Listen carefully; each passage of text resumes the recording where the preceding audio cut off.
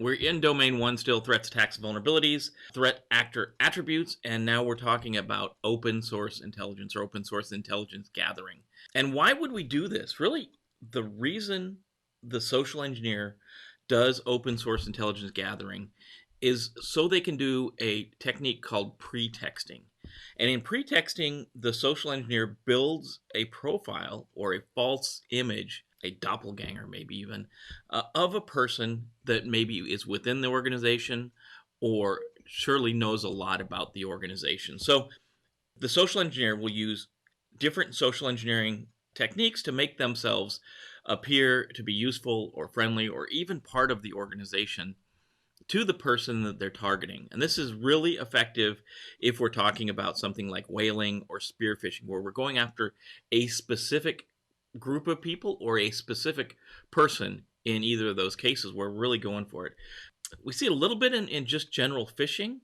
We definitely see it in those in whaling and spearfishing. We see it there, and in intense social engineering, where really the social engineers really trying to get close up and personal to the person that they're trying to fool. We use a lot of this pretexting, a lot of this open source intelligence gathering, right?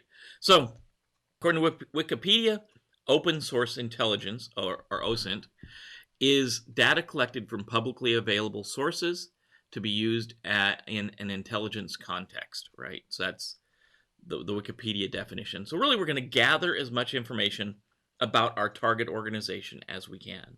So we want to find out, where they're located, where their office are at, who the people are in the organization. Who's the CEO, who's the CIO, who's the CSO, where's their help desk located at. Help desk is going to be a really key part of social engineering, getting folks in the help desk and getting folks either names or actually getting contacts in human resources. So a lot of times we'll see, based on past experiences, the C-level folks, the CEOs, the CSOs, the CIOs, those kind of COOs, the chief of something, chief information, chief executive officer, those folks, a lot of times when they look back at the breach information, they'll find that the social engineer that contacted them used information claiming they were someone from human resources.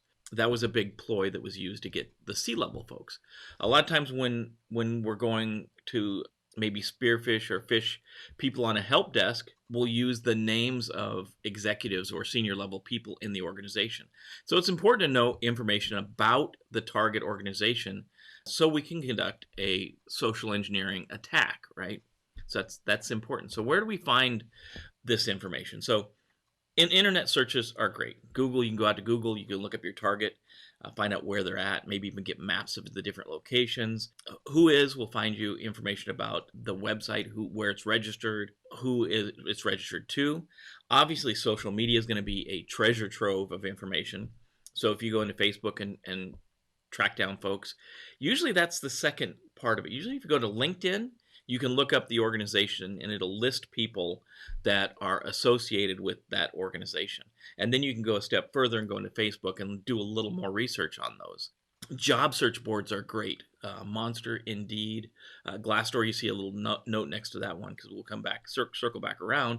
And ZipRecruiter, if the organizations list who they are in the job postings, and a lot of times this has become less favorable recently, but you'll see some people will still post the organization that's posting the job. So if you see a lot of people that are a lot of organizations that are posting for maybe Exchange administrators, Microsoft Exchange administrators, email administrators, it's an assumption that they've got Exchange mail servers and that they probably are short staffed on the mail servers. So maybe if you're pretexting, you're building your case around calling the help desk and getting someone to reset your password, you can say, "Man, you're on the Exchange team, and we're under strength.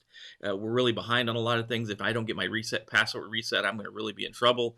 That pretexting is all about building a good case that the target, the person being socially engineered, is going to believe. Right?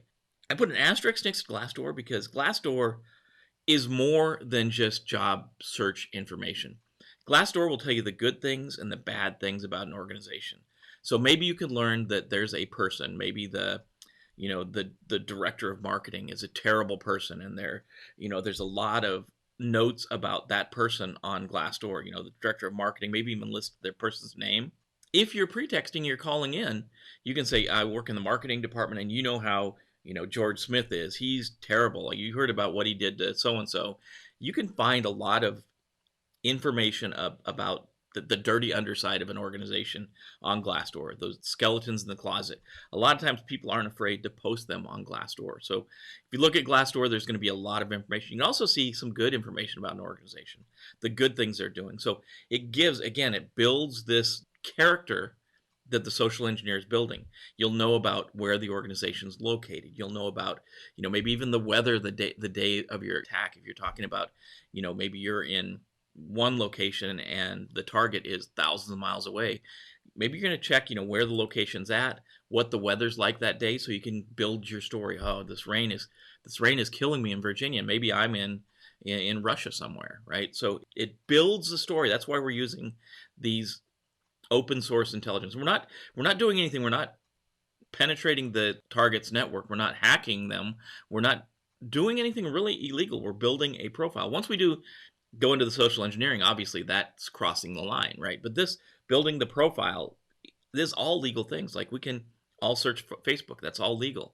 We can all look on Monster and Indeed, that's all legal. We can all look on ZipRecruiter. So that's what the bad guy, the social engineer, is going to do. They're going to use these open source resources to build their fake profile. Photo research. We can, if there's photos on any of these social media sites, on any of the websites, look at the photo, see if there's geotag location or geolocation information. See if you can identify anything in the background, right? You can build, again, we're building this case. We're building a fake character that we're going to use for our social engineering exploit.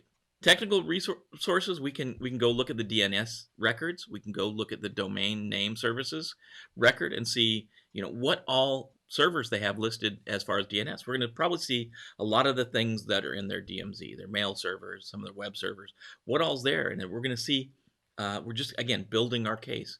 And depending on where you're at, if you're close and you can drive by and just get wireless network information, I'm not saying breaking into their wireless network, but if you happen to drive by and you just pick up the SSIDs, the service site identifier, the wireless network names, that may help you. And then websites. There's websites like the Security and Exchange Commission, Dun & Bradstreet, LexisNexis. These will, again, give you more and more information about the target organization you're going for. And that's all manual. We can do all this stuff manually. We can just get a notebook, or we can get a Word document up, and we can, start looking. We can just, look at the Acme Corporation and start looking through the information that's available.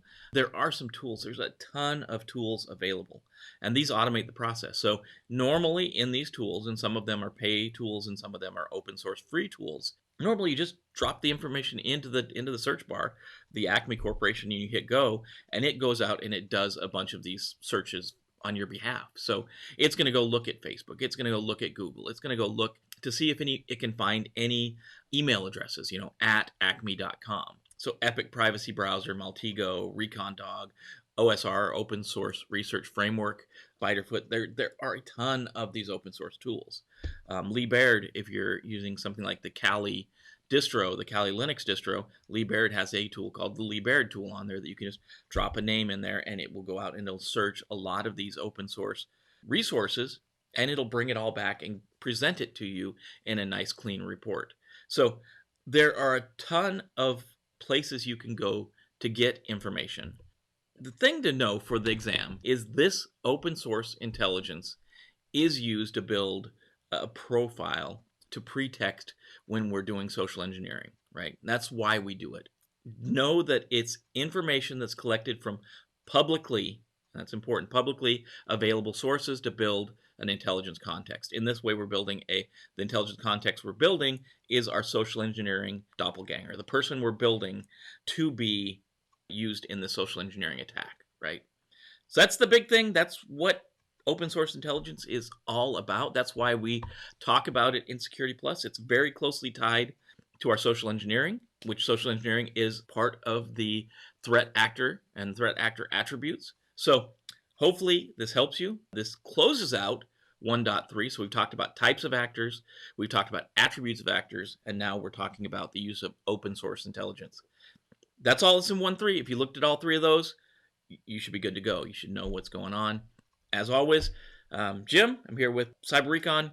Love for you to do the things we always ask on YouTube, like, subscribe, hit the bell to be notified when new content comes out, and comment below. I got a comment from Aurora. Hey, could you put all of these April classes into a playlist so I can just watch them front to back? Yes, we're going to do that today. Today we'll get that out there. We'll build a special April Security Plus playlist, and it will play from 1.1 all the way through April. It'll be a continuous playlist, and we'll throw some of the end cards in so you can link to the very next one. So we'll have that done today. We'll get it started. We'll get it done. And thank you, Aurora, for the comments. I love to see those. Even the comments about, what day it is. They help us. Some people don't like that. So anyways, Jim, and I look forward to seeing you next time.